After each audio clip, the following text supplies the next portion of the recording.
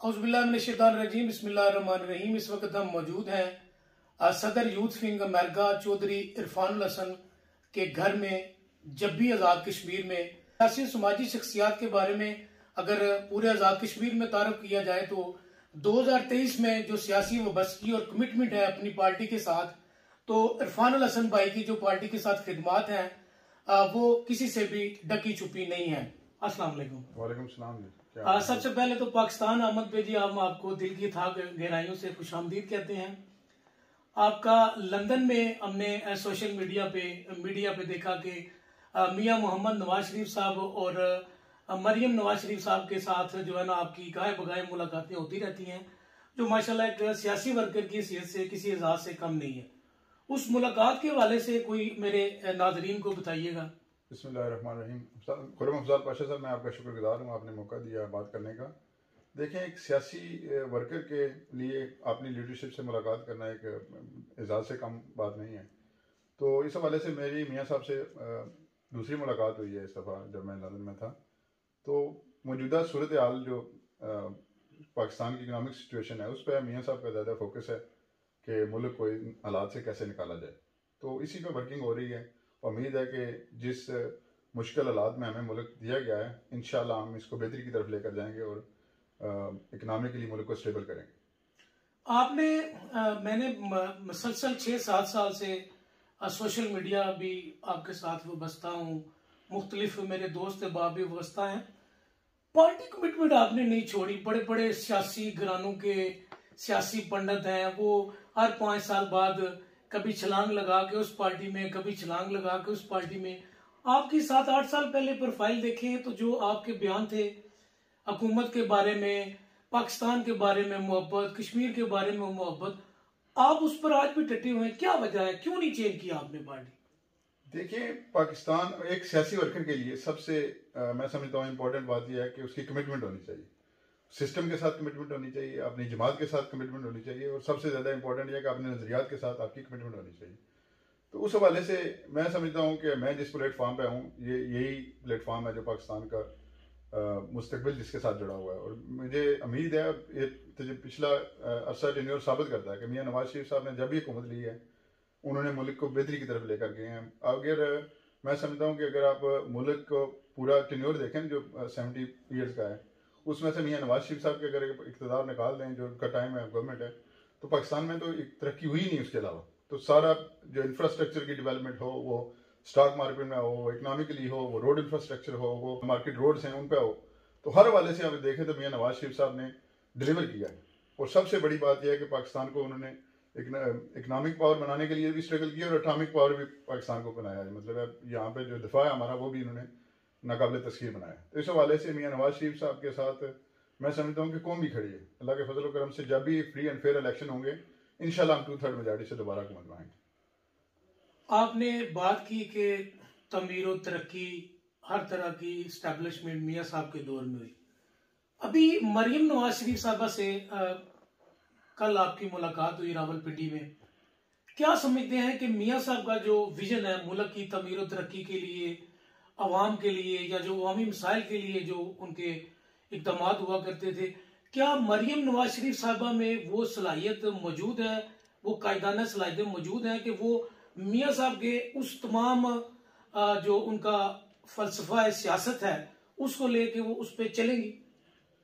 बेशक, अगर आप मरियम नवाज शरीफ साहबा की सियासत अगर आप देखें तो उनका स्टेप फॉरवर्ड वही स्टेप्स हैं मियाँ नवाज शरीफ के बेसिकली नक्शे कदम पर चल रही हैं। जो उनकी स्ट्रगल है स्पेशली सिविल सुपरमेसी के हवाले से हो, जमहूरियत की जो लोगों में कारकुनों में जिस तरह उनकी ज़िराई है, वो आप यूँ समझें कि जमात की जान है। इस वक्त अगर मरियम नवाज शरीफ साहबा को जो ये ओहदा दिया गया है चीफ ऑर्गेनाइजर का, ये इस वक्त पार्टी की ज़रूरत थी।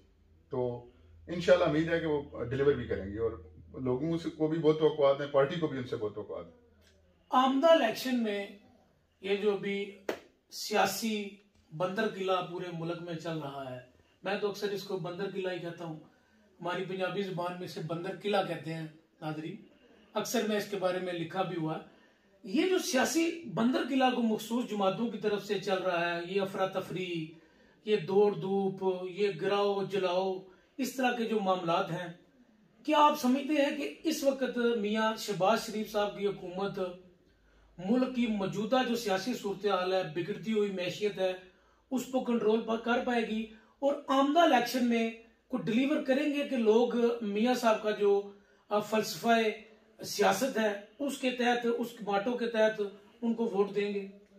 देखिए, जिस हालात में हमें मुल्क मिला है, मियां शहबाज शरीफ की जो हुकूमत है इस वक्त, जो जिस हालात से हमें मुल्क मिला है, इकनॉमिकली बेसिकली हम तबाही के दाने पर थे, मुल्क जो डिफॉल्ट के करीब था, तो हमारे पास ज़्यादा ऑप्शन नहीं था। अगर हम इस वक्त इक़्तिदार के लिए नहीं बल्कि मुल्क बचाने के लिए हम हुकूमत में आए, तो अगर हमें सियासत बचानी होती तो शायद अपोजिशन हमारे लिए बेहतर ऑप्शन था। लेकिन मियां साहब ने सोचा है कि मुल्क को बचाने के लिए हमें कुर्बानी देनी चाहिए, सियासी कुर्बानी देंगे लेकिन मुल्क को बचाएंगे, इकोनॉमिकली स्टेबल करेंगे।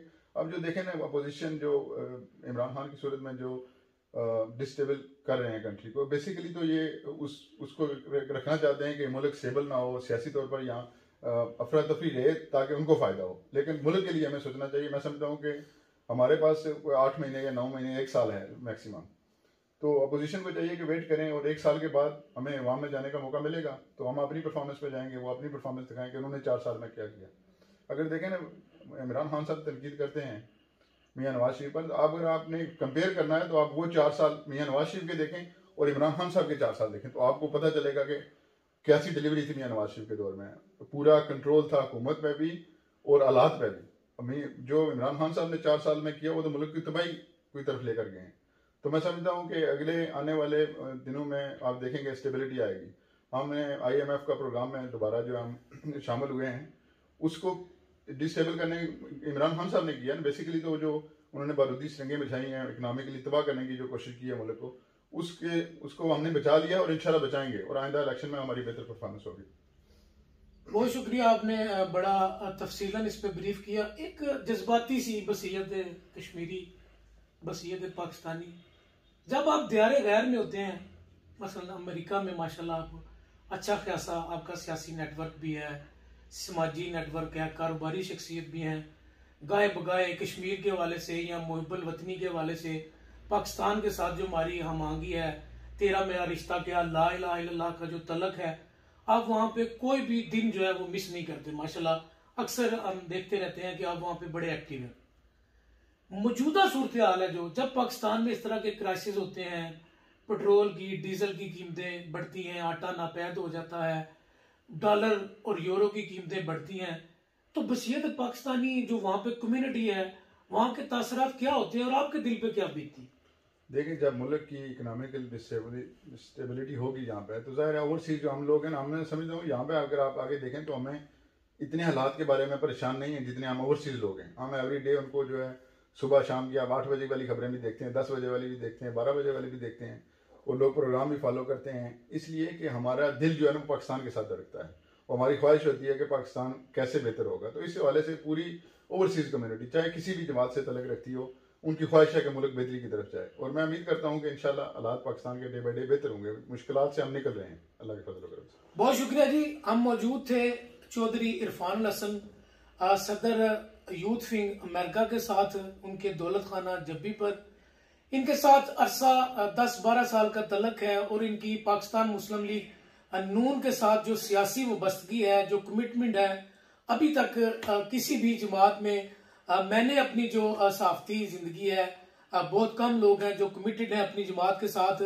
और आपको मजे की बात बताऊं कि 4-5-7 साल पहले इनके जो भी बयानिए आते थे फेसबुक पे, अखबारों में, मीडिया पे, आज वो बयानिए मुल्क में सच होते जा रहे हैं। अल्लाह पाक से दुआ है कि अल्लाह पाक तमाम सियासी जो वर्कर हैं, जो लीडर हैं, उनको एक प्लेटफॉर्म पे बैठ के इस मुल्क की बेहतरी के लिए फैसले करने की तौफीक दे। जो अवाम पे मुख्तलिफ किस्म के जो आए दिन जो मैशी जो बम गिराए जा रहे हैं, उनकी बजाय को ऐसी इस्लाहत की जाए, ऐसे इकदाम किए जाएं कि ओवरसीज कम्युनिटी जो इस वक्त पाकिस्तान के लिए परेशान है, ये हमारी मैशत में रीढ़ की हड्डी की हैसियत रखते हैं, इनके बिना हमारा मुल्क बिल्कुल नहीं चल सकता, उनके लिए आसानियां हो। खुर्रम अफजल पाशा को इजाजत दीजिए। अल्लाह हाफिज।